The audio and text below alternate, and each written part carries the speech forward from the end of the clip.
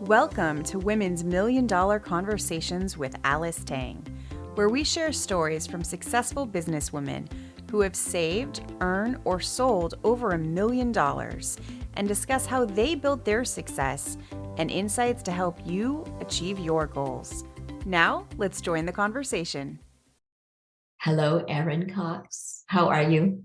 I'm so well. It's so lovely to be with you today. So lovely to have you today. Erin Koss, my good friend who live in Oregon, but probably 100 miles away from me. For sure. We end up meeting before the pandemic and become friends because our values are very similar. So when I share with Erin Koss about my Women's Million Dollar conversation and asking her to donate some time and talk about her success, she said yes. So to be our guest, the guests have either saved $1 million, made $1 million, or earned $1 million. So today we're going to focus on Erin's company revenue. So Erin, welcome once again. Would you tell us about yourself, your company, and how long has the company been, and any things you want to share about your company and you? Yeah, you bet, Alice. Thank you for the opportunity to be with you today. I have such a passion for women and growing in business that it was just such a treat to be here. My story, again, Erin Koss is my name. I'm the CEO and founder of Syte Consulting Group, which is a management consulting firm focused on helping family-owned manufacturing companies in the, say, mid-size to emerging enterprise size, so maybe 100 million in sales to 750 million in sales, just in that zone, select and implement and optimize, of course, ERP solutions. So essentially large enterprise solutions. I always tell people to think QuickBooks on steroids. So these big enterprise solutions. And we focus on family, as I said, family-owned manufacturing companies, just because we found that is over time where our own heart and passion lies. There's oftentimes our clients are second, third, even fourth generation companies that are trying to make big transformational changes. And so for us, it's never really been about the software, although that's our leverage point. It's really about helping companies make people, process, and technology transformations within their organizations so that they can grow and scale over time. And so we use ERP as our lever, but really at the end of the day, it's about people and helping them manage change through really complex projects. Very good. How long has your company been there? Oh, great question. I've been doing what I've been doing for almost 30 years now, so I'm probably going to date myself here a little bit. Syte Consulting Group's been in business since 1999. It started out as my own transition from a large national accounting and consulting firm to a place in 99 when my husband and I were ready to start a family. And you just can't live on the road and do that effectively, which is what I was doing in a time when it was very exciting and very fun when you don't have children and you're able to be a little more flexible at that time. But in 99, we were ready to start a family. And so moving back to Eugene, where I was born and raised and where our firm is based, was the choice we made in 99. And then for the first 10 or 15 years when the firm was early on, I did soup to nuts. So I was selling the work, managing the work, and then pounding the keyboard, doing the work of these implementations with the team side by side. Over time, and in the more recent years, my role has turned into more account management, business development, relationship management, and kind of quality assurance. When you own the business, we're still a relatively small firm, though I was excited back in the maybe 2015, 16, where we rolled over the $1 million mark for the first time from a revenue perspective. And no doubt about it, that was a big milestone for us. And it was about that time that maybe a few years before that I started to essentially build my own team. So it wasn't just all me.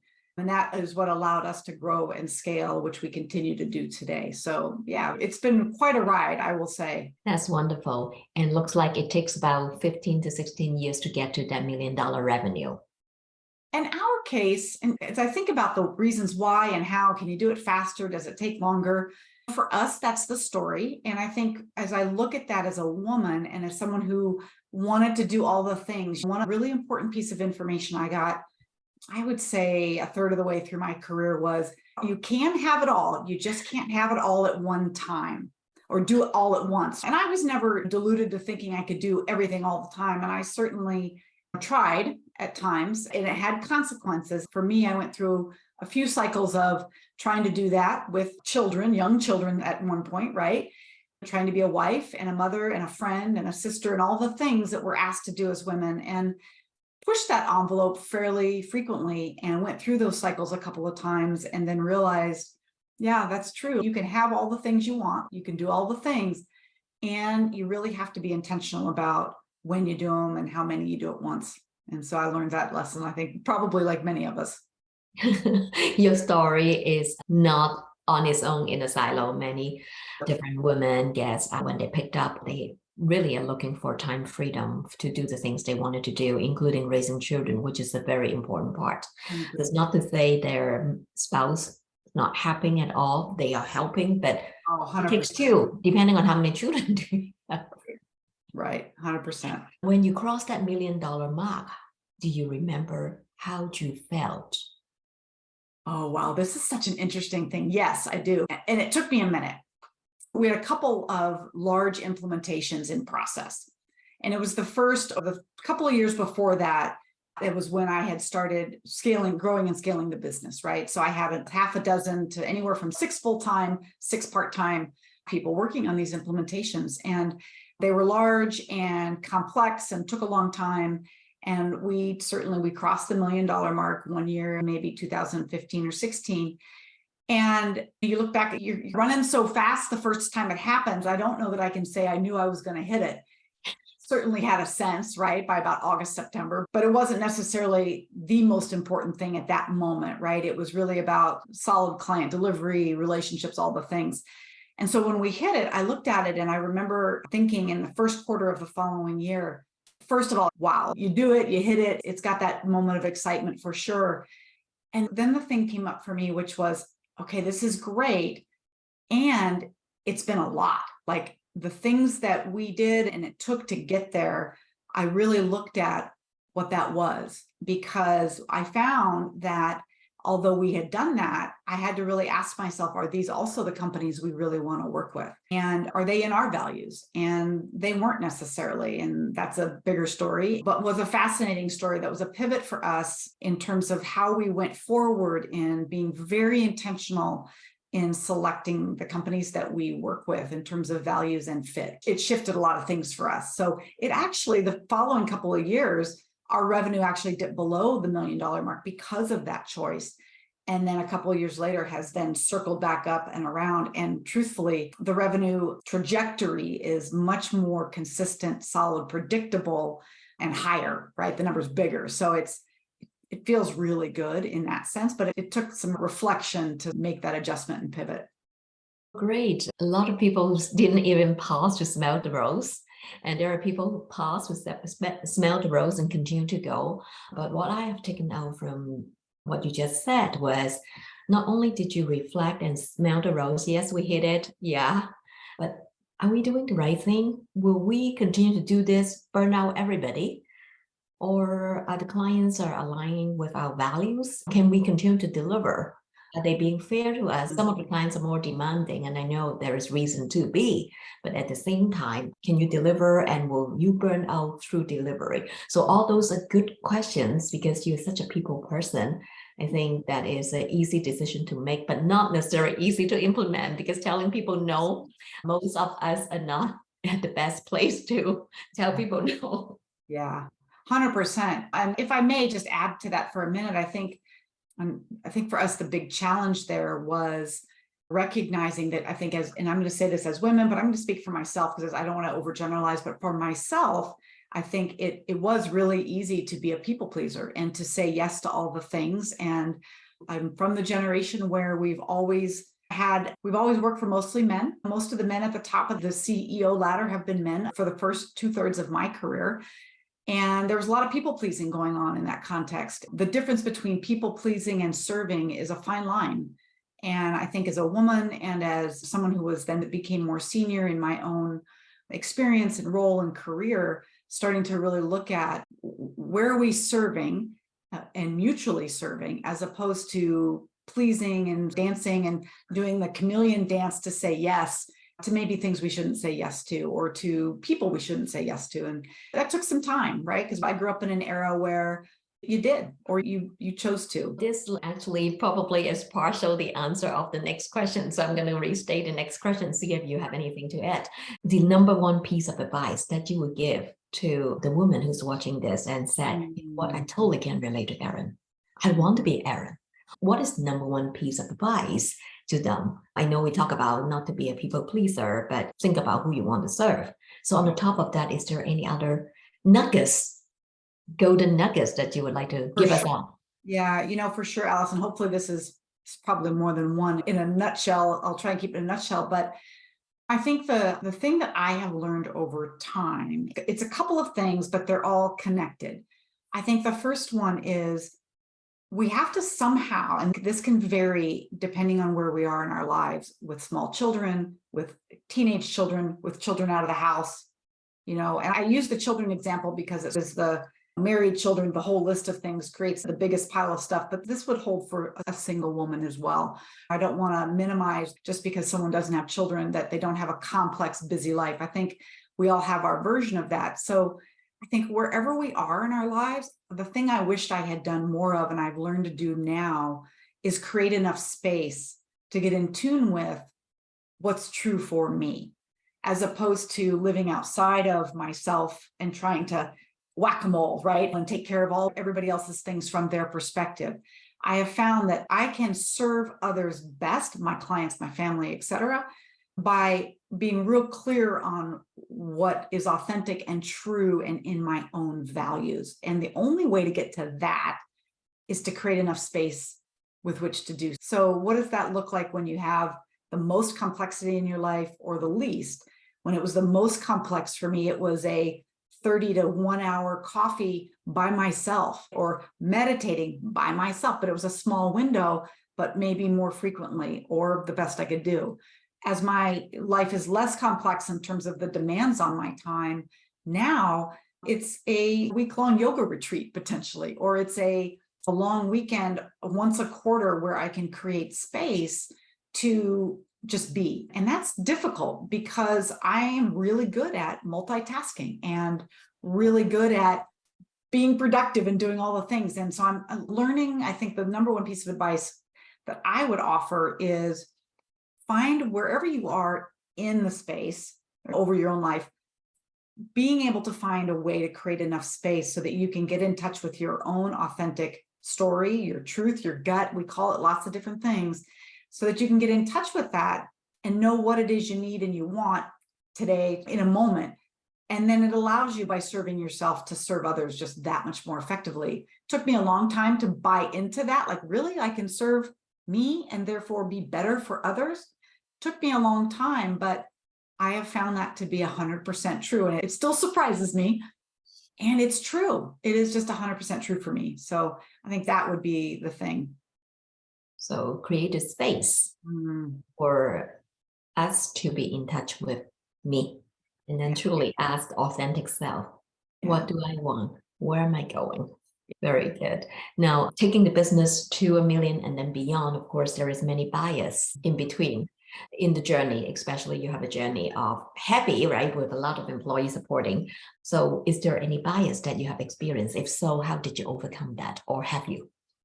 Yeah, I think bias has shown up for me in two ways. And the first way, I think, is stereotypical, and the other way is not. I would say the stereotypical way would be the bias of just being a woman in the workforce, for sure, and growing up in a mostly male-dominated leadership structure, and the bias that creates in the scenario that we're in. I think the bigger bias, though, for me was my own bias about myself. So let me see if I can say this clearly. I grew up in a family where things were very black and white, right or wrong, good or bad. And it really didn't leave a lot of room for uncertainty or discomfort or unknowns. And you know this, you've built a business, Alice, and so many of the women listening to you do or have. And being a founder, being a CEO, being a leader, it's wrought with uncertainty and gray. And I think my bias was trying to believing that I could live in a world, exist in a world, grow a business in the world where it came from that same framework that I grew up with, right? Black, white, wrong, good, bad. when that's not really how I want to live in the world, right? I want a lot of room for gray, for differences, and to be open-minded in that way. But also just recognizing that when you run a business like we are, and it's growing and changing so rapidly and all the things, like that, having that bias really, I think, can create a stuckness and a stagnation that is really out of alignment with trying to do the thing we're trying to do as business owners. And so I think that bias, it took me a long time to see that I was holding on to that myself. So it wasn't really an externally created bias that was put upon me, but one that I grew up with intergenerationally and had to work through. Lately, I have interviewed somebody like you, an all cool woman, and I think she is saying the same thing in a different way. Oh, And say more. yeah, saying the same thing. So actually, to be very flexible, you just need to know the direction you're going, because it doesn't need to be a car. It could be a bicycle at times. It could be a train or a truck or even by sea. If the roads are clogged, so you have to make a decision of still going there with different vehicles. So have a goal somewhere there and never mind the how, because the how is going to show up as situation arise. If I could add to that, Alice, something that comes up when you say that, one of the things that really plagued me throughout my career, and some of this was the kind of national consulting firm that I started with, which was very rigid, but this idea that you have to have a strategic plan and you need to revise it every year. And now, don't get me wrong, I believe in that. I believe in planning, right? I'm a project manager by nature. I'm working with clients to plan strategically all the time. And I think really understanding, again, who you are in the context, any context, but specifically as it relates to this context, I used to judge myself a lot for not having the plan or the exact what, why, and how. And I realized just in the last couple of years, it's like, I have a plan. I have more of a plan than I ever realized. Just because it's not in a 16-page PowerPoint doesn't mean we don't have a plan. And executing that plan or having it and executing it really is more a reflection of how I show up in the world, what works best for me as the woman who's leading this company, and by extension, the people on my team, like what works best for them in terms of what they need from that plan and that approach. And so I stopped spending so much energy, again, looking for that black and white, right or wrong way. The way is the way that works best for you and the way you show up in the world and the way you serve the people that you serve in the world, as opposed to having to be really rigid. So that was a nice judgment that I let go of recently. And it was like getting to exhale, right? Beautifully said. Building the business to 1 million and running it beyond takes a lot. And at times, maybe life becomes very difficult. It could be people, it could be team, it could be business, or it could be cash flow. So at the moment when you have so much going on, you said, I'm breaking. And perhaps you're thinking about, well, is this for me really? What kept you going, not quitting? Initially, it's always I've been at this a really long time and it's what I love to do and I'm good at it, right? It's that I've always been here. I've built this base of experience and knowledge. It's like, oh, do I really want to pivot that? Do I really want to pivot? And I think the other piece for me is always the people that we've invested in on our team. I just feel such a big loyalty to that. And it's funny because we're actually a contractor-based model. That's just been a model that's always worked for us. And although we've always been open to having employees, most of the people that work for us, they feel like employees because we've all known each other for so long, but they're all contractors. And so I've had a number of them say to me, Erin, we're good. And I'm like, I hear you. And we are a family and a high functioning team together and have been for a long time, that I just feel such a high accountability to them and for them, for good or bad. And so I think that's the other thing. And then I think ultimately it's a passion for the people that we serve. Truly, the families that we work with, you watch how hard they work to exist. The US manufacturing economy is not an easy place to be. Multi-generational succession is not an easy place to be. And I just have so much respect for the way they approach it that I think a lot of times it gives me the perspective sometimes to go, yeah, we can do this. And at the end of the day, the thing that allows me to do it is the fact that we have such a great team. Our team, and this has been more recent for me than I'd like to admit, but being able to ask for and receive support and help has been a long time, a hard win, if you will, because you're supposed to do it, you want to do it. And it's really hard and takes years of relationship and trust. And we've built that here. And I finally feel like I've got that in my world, but I've also chosen to receive it, which is the sort of the linchpin eventually of being able to do that. So I think all of those things have helped me when things get hard, as I look at each of those pieces, but then ultimately being able to just accept help and accept support from a trusted team of advisors and staff has been the thing ultimately. It's because of the people that you All day. pushing and keep going. All day long. Love it. When you are processing a very huge decision, when the stakes are really high, how do you do that? Oh man, that's a great question. Again, it comes back to the people thing. In the old days, I would have spun, right? In my little bubble. You spend 30 years in consulting, and part of that is an exercise in having the answers and providing advice. And so there's a balance. I woke up at one point in 2015 and 16, right? We'd done $1 million and we decided, oh boy, are these really the people we want to work with? And some of that is where you're expected to show up in my role with the answers, with certainty, all the things. And you realize that when you have a really hard decision to make, you don't have that at all. And so you need other people. You need to be able to say, I don't know. And that can be really hard, especially with my family training and the business that I was in. And so at the end of the day, it took being able to say, first of all, what relationships do we want in our space? For me, it was my friends and family first. And then it was the people that work for Syte Consulting Group. What do we want them to look like, values and otherwise? And then by extension, our clients can be that also. And so if we have clients that are part of that same value system where we can show up in a real and true way and be very transparent when we don't know, safely and without fear of recourse or being beat down over it, all the things are possible. The good decisions are really possible. And I'll tell you what, that has been the number one thing in recent years, is realizing that through those relationships is where that trust and safety is established in all the places, not just here or just here, but by having them in all the places that you live and show up, allows you to make hard decisions, allows you to overcome really challenging obstacles. And that's just been huge for us, for me personally, in the last couple of years. That boils down to choose the right people in your space. 100%.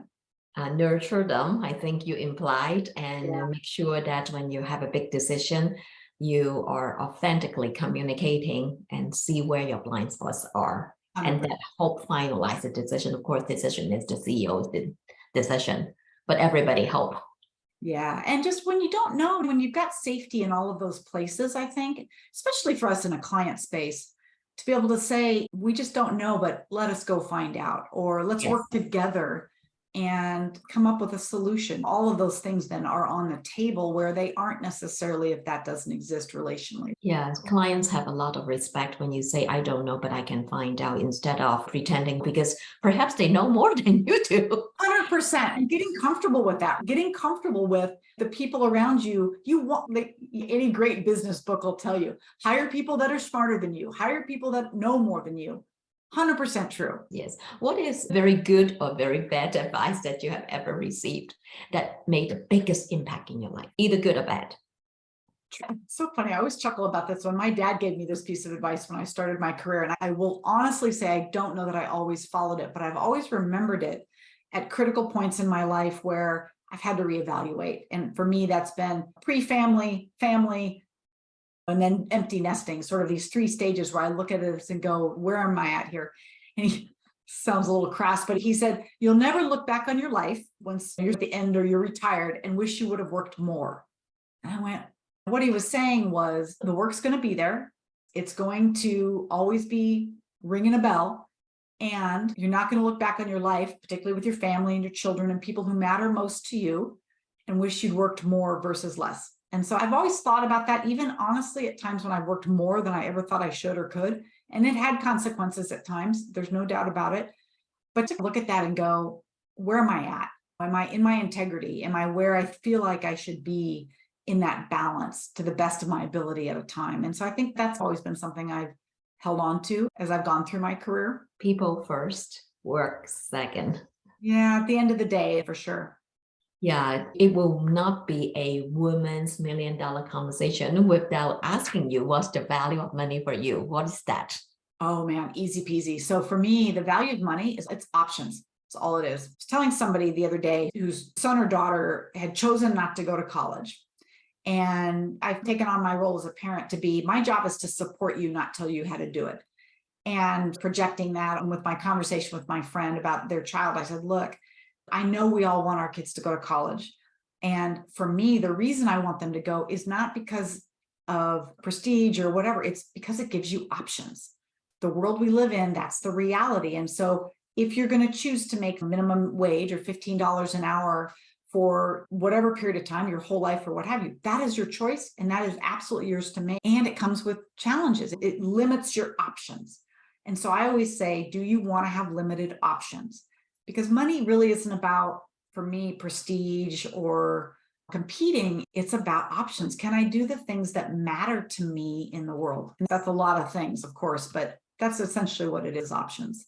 Yeah, I believe the majority of the things that we want to have or want to give to the people around us have to do directly or indirectly with the amount of money that we're able to utilize or leverage. So love what you said. It's really a tool. It helps us to have an easier life. Sometimes it buys time. It buys a week of yoga. Yeah. You don't need to run the business. A quarterly weekend by yourself. If not, a cup of coffee by yourself at Starbucks. And Alice, I love your point. It's the big stuff, if we're lucky, if that matters to us, but it's also these little teeny things, right? It's the cup of coffee. It's flexibility for women going into the workforce. This is why, gosh, if I could get every woman to get that college degree or get a trade that they just really rock at and really are passionate about, but something that allows them the financial stability to have options. But another way to say that is flexibility, because that's what we all want, right? Beautiful, beautiful. Last question. Today, what are you grateful for, Erin? I am really grateful for just two things, I think. Self-awareness for one. So again, I grew up in an environment where, again, black, white, the thing I was talking about earlier, and it didn't leave a lot of room for introspection, personal awareness. And so what that created was this really insular, it was this box that I felt like I was in and I didn't know it. And I had some really hard things happen back in 2016 in our family and created a shift for me that kind of opened my eyes to a level of awareness I hadn't had before. And the reason it was so important, I think, is just because it really allowed me to do this instead of this. And where that had such an impact and continues to be this evolution now. Do I wish it had happened 30 years ago? I do, and it didn't. So I got to be grateful for it, right? So the win is, and the gratefulness for me is that awareness pivot happened, continues to evolve and happen. And what it's allowing is all sorts of things, right? More awareness here allows me more ability to authentically serve.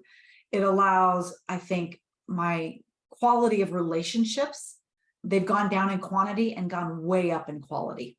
And that just all of those things that just add to that, right? The just general openness and acceptance and awareness of other people has gone way up. And just so all the things that have come with that for me make me just continually grateful. It's a hard road some days, I'm not going to lie. It's really hard sometimes. And big scheme of things, that level, that pivot that led to that awareness that continues to be in my life every day, just continues to add meaning and value. We are grateful for you today, Erin. Thank you so much for spending a good chunk of time in your day for us. I'm sure that people who are watching it, especially women who can relate to your story and will take away the many great golden nuggets from this conversation. If people want to find you, how do they do that? Do you want them to go to your website or LinkedIn? I think both are great. Our website is at sytecg.com. So it's SY. So it's a little play on the word insight, but it's sytecg.com, or certainly can find me on LinkedIn. I think both are equally effective anymore. And if I may, Alice, I just wanted to say thank you to you as well. One of the things that you have always inspired me by doing is the way that you care, love, and serve other women in the community that we live in. It's just really valuable. And I just want you to know it's appreciated. I know by myself and by the women that you come into contact with. So thank you. Thank you for noticing that. I want to advocate for women and I love to see them successful. So I think we are on the same value track. Yeah, Thank you. You're welcome.